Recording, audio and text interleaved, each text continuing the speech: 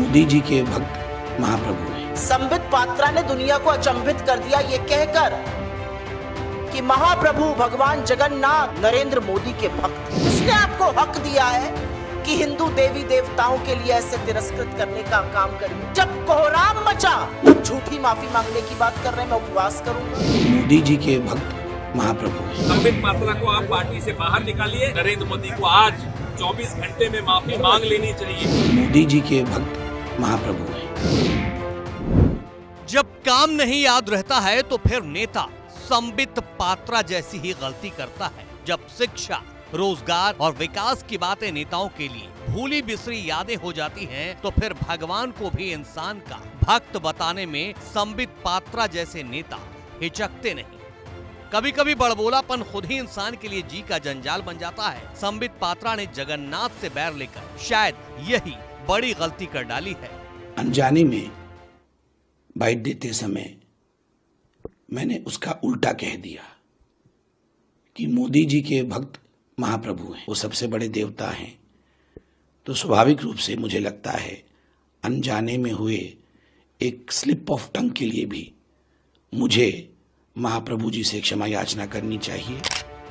हालांकि कांग्रेस संबित पात्रा को इस गलती के लिए माफ करने को कतई तैयार नहीं है, बल्कि कांग्रेस ने तो संबित पात्रा को बीजेपी से बाहर निकालने की मुहिम छेड़ दी है। और मामला चूंकि भगवान जगन्नाथ से जुड़ा है, तो जिनसे गलत संदर्भ में नाम जोड़ा गया उन्हें भी यानी पीएम नरेंद्र मोदी को 24 घंटे के अंदर भगवान जगन्नाथ के करोड़ों भक्तों से माफी मांगने की सलाह दे डाली है। निकालिए, हिम्मत दिखाइए और भक्तों की जो आस्था है उसमें उसका सम्मान करते हुए संबित पात्रा को आप पार्टी से बाहर निकालिए और नरेंद्र मोदी जी को खुद को इस पूरी दुनिया में भगवान जगन्नाथ के जितने भी भक्त हैं, करोड़ों करोड़ों भक्त हैं, अमेरिका में भी हैं, कनाडा में भी हैं, ऑस्ट्रेलिया, सब जगह है। मैं जहाँ जाता हूँ वहाँ जय जगन्नाथ की बात सुनता हूँ। उन सबसे प्रधानमंत्री नरेंद्र मोदी को आज 24 घंटे में माफी मांग लेनी चाहिए। यही हम सबके लिए अच्छा होगा, इस सृष्टि के लिए अच्छा होगा, क्योंकि सृष्टि में जो आस्था है उससे बड़ा और कोई मुझे नहीं लगता आभूषण हमारे पास है। उसका अपमान करने का हक किसी। इतनी बड़ी स्लिप ऑफ टंग हो गई कि भगवान को मोदी का भक्त बता डाला और तब तक आके नहीं स्पष्टीकरण दिया जब तक कोहराम नहीं बचा। हमने मुद्दे को नहीं उठाया। जब हजारों करोड़ों अनुयायियों ने कहा कि यह गलत है, तब आपको स्लिप ऑफ टंग याद आया। मोदी भक्ति में चूर्ण होके,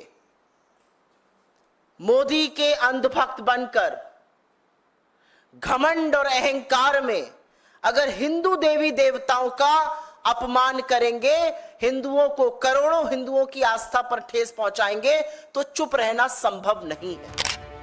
अब पूरा घटनाक्रम जान लीजिए। विवाद की जड़ संबित पात्रा हैं। वही संबित पात्रा जो अपने टीवी डिबेट और विवादित बोल के चलते हमेशा से सुर्खियों में रहते हैं। एक न्यूज चैनल के डिबेट में तो नरेंद्र मोदी को देश का बाप बोल चुके हैं, जिस पर कन्हैया कुमार ने तब खूब खरी खोटी सुनाई थी। लेकिन बात जब जगन्नाथ तक आई तो अमूमन विवादों से दूर रहने वाले नवीन पटनायक भी सामने आ गए। उन्होंने संबित पात्रा को आड़े हाथों लिया है। एक्स पर लिखा है, महाप्रभु श्री जगन्नाथ ब्रह्मांड के स्वामी हैं, उन्हें किसी मनुष्य का भक्त कहना भगवान का अपमान है। इससे लोगों की भावनाएं आहत हुई हैं और दुनिया भर में करोड़ों जगन्नाथ भक्तों और उड़िया लोगों की आस्था को ठेस पहुंची है। भगवान जगन्नाथ उड़िया अस्मिता के सबसे महान प्रतीक हैं। भगवान को दूसरे इंसान का भक्त कहना निंदनीय है।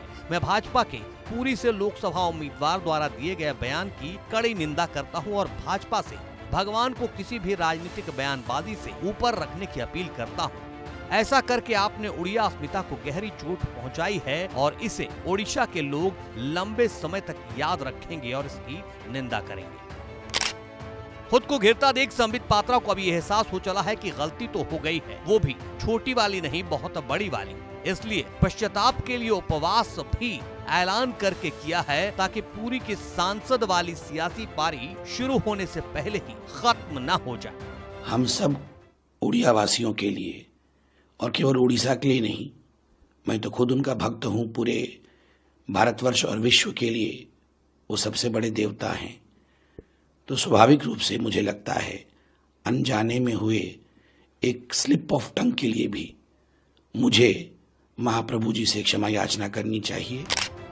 बहरहाल सियासी मौसम में संबित पात्रा वाला ये मुद्दा गर्म है। कांग्रेस और विपक्षियों को बात बात में घेरने वाले संबित पात्रा को घिरता देख कांग्रेस पार्टी उन्हें सस्ते में छोड़ने के मूड में तो कतई दिखाई नहीं दे रही।